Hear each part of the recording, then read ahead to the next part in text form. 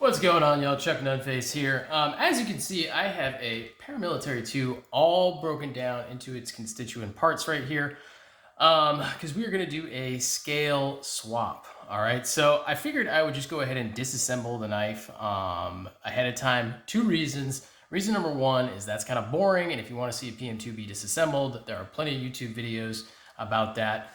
Frankly, there are YouTube videos about doing scale swaps and everything else, but I just got new scales for this Wharncliffe PM2, and so I wanted to go ahead and put it on a YouTube video.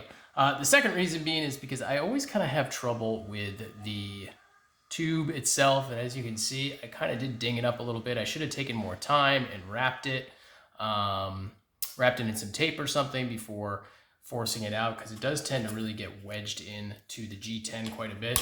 But it's a little scuffed up, but it's not the end of the world. And I actually have a replacement that was gifted to me that I'm probably going to use in this build itself. So what we're going to do first, since it's already all broken down, is I'm going to go ahead and clean it up. Just a little rubbing alcohol and just kind of clean the blade. I mean, this was new. I've been looking for a Wharncliffe PM2 for a minute.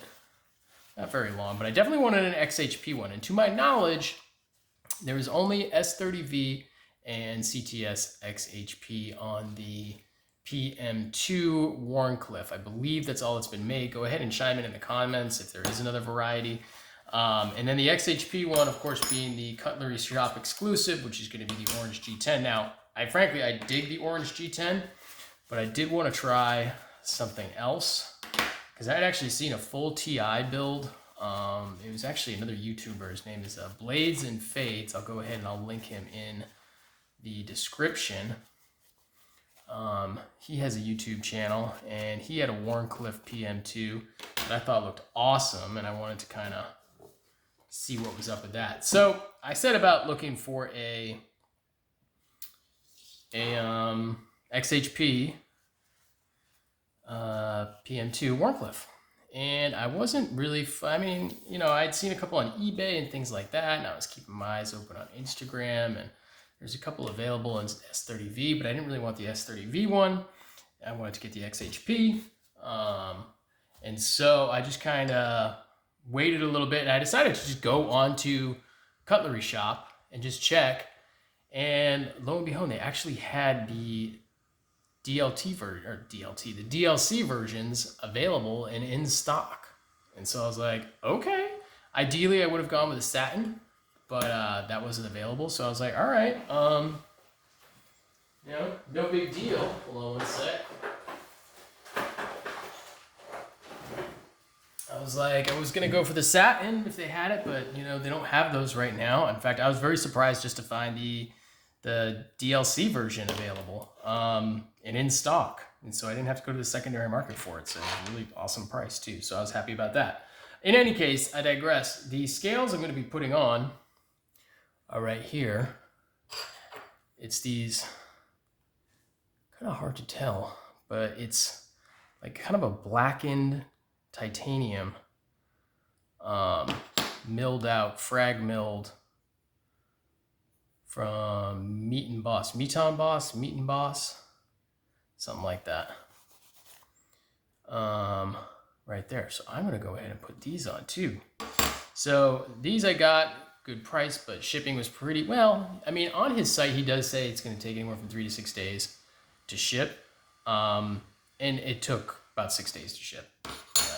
Actually, from the day I paid to the day it arrived, it was 10 days. I think he shipped after like 6 days, something like that. So that took a little while, but he was still within his window, so is what it is. And I also have a clip, titanium clip as well, which I'm gonna go ahead and try to put on there too. Now, as far as quality of these scales, they seem like they're really good. I mean, yeah, you see some milling in there, you see some machining marks in there. You're never gonna see that. It's not a, we're not talking about a Koenig Arius or a Shirogorov or anything like that. These are aftermarket scales, so I can certainly live with machine marks on the inside of aftermarket scales. That really is not something that I'm gonna fuss over. So in any case, without any further ado, let's go ahead and get this put back together. I think it's going to look with the black. I think it worked out really well because I got these blackened TI. Now it's definitely going to be lighter and it's going to be more reflective than the DLC, but it should be kind of interesting. Go there, yeah. So that one goes there.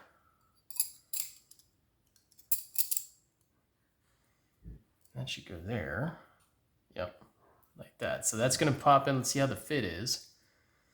The fit is good. It fits in there. It doesn't pop out, which means there's no slop. So the fit is good. Go ahead and get these scales out of the way. Now I'm going to go ahead and hopefully there's not too much glare. Got the light on the overhead. I'm kind of still trying to experiment. This is not a high-tech setup that I have in Casa de Nunface. This is McMurdy's EDC oil. You can get it on Amazon. I'll link his Instagram in the description as well, but I like this stuff. A couple dabs right there. I probably don't even need it right there. And let's get the one pivot screw in. And let's get the, you have to match it up because it is a D. So you have to get the right side in there. So that's the side right there. I probably can't see that, but I'll go ahead and I'll put that in. No, that didn't work out. Let's see, I've got 6 in there. Need a T8.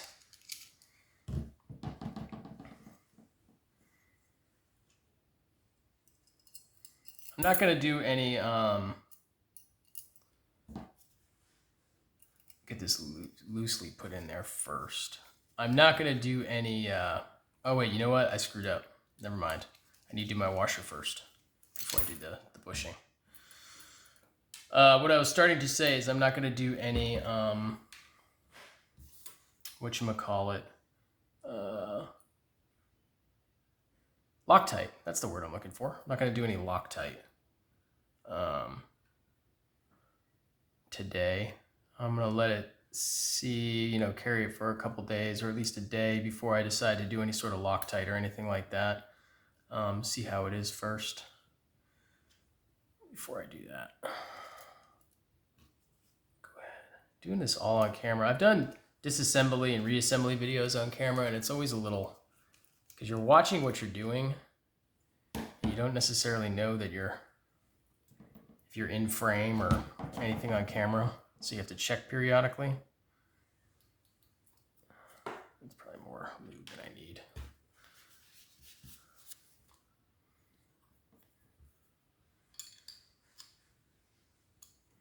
What I'm going to do is I'm going to put a little bit on the bushing itself. Get that in there.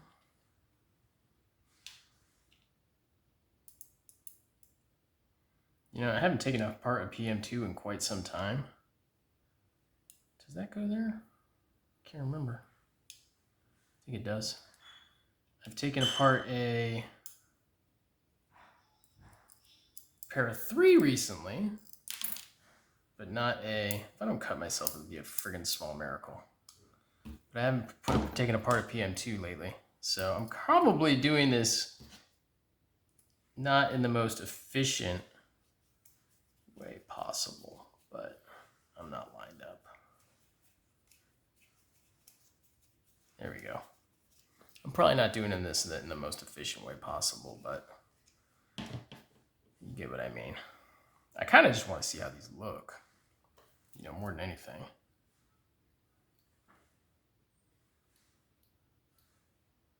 A little dab of lube.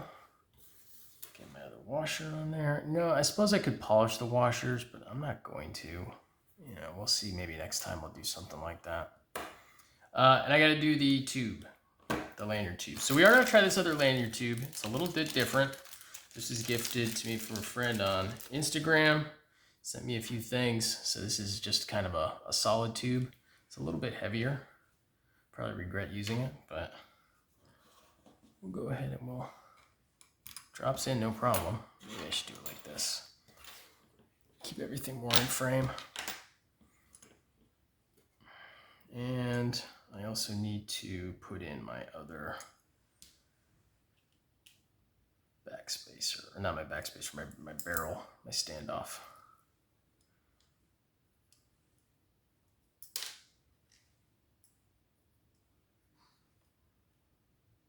Doesn't need to be, hand tight is fine for right now. Doesn't need to be locked down or anything like that. Go ahead and see about just popping this back together. Maybe it will, maybe it won't.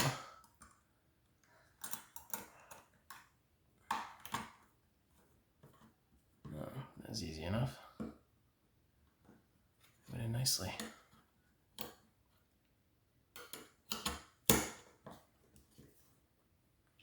All right, I don't think we have any issues. Just gonna hand tight these. We're not gonna make them super tight. That's the pivot.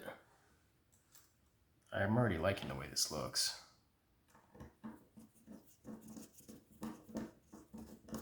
Like I say, not doing any Loctite this time around. We'll see.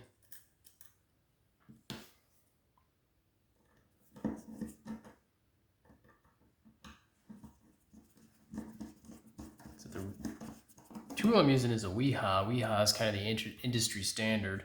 This one I just picked up off Amazon. It's a little big for breaking down knives. It's kind of all-purpose, but I thought it was a pretty good value. It's got a whole bunch of, you know, T-nut or T-bolt, or you know what I'm talking about, T-heads and everything else, and it's got Phillips and standard and all that. So, okay, not centered, but there's the look right there. That looks pretty cool. Let's see if we can get it centered.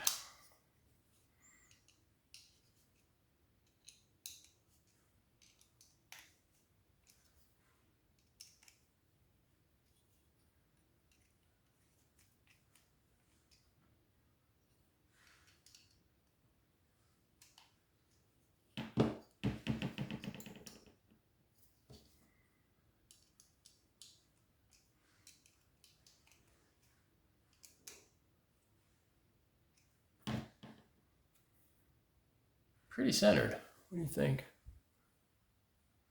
Pretty centered. Looks pretty centered to me. Looks dope.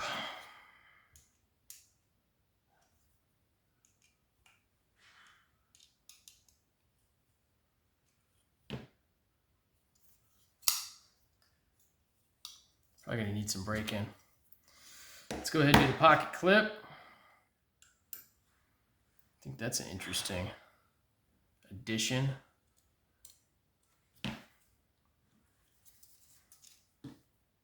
Sometimes it's easier just to kind of get started. Oh wait, this is a 6 anyway. Just to get started with not using the mechanical advantage of the actual tool, but just kind of doing it by hand just to kind of get it started. It's easier than being way extended out from your work. Just drop that in there.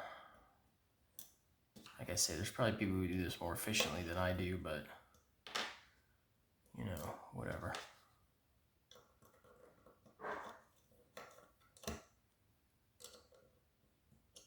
Now I'll go ahead and tighten it. Maybe. 1, 2, 3. You don't want to over tighten. Definitely a different feel. Looks pretty cool. Looks pretty cool. There you go. TI Wharncliffe PM2 XHP. Let me know what you think in the comments. I'll link where I got the scales. I'll link Cutlery Shop. I'll link, who else is it going to link? Blades and Fades. I'll link my buddy tantosharp's Instagram. I'll do all that stuff, but go ahead and give me a follow if you haven't done so already. I certainly would appreciate that. I would appreciate the subscribe. And if you haven't followed me on Instagram, @Chuck_Nunface. daily content over there. And yeah, I tend to talk to people over there quite a bit too. So if you ever have a question or anything like that, hit me up either in the comments or on Instagram, and I will talk to you later. Peace.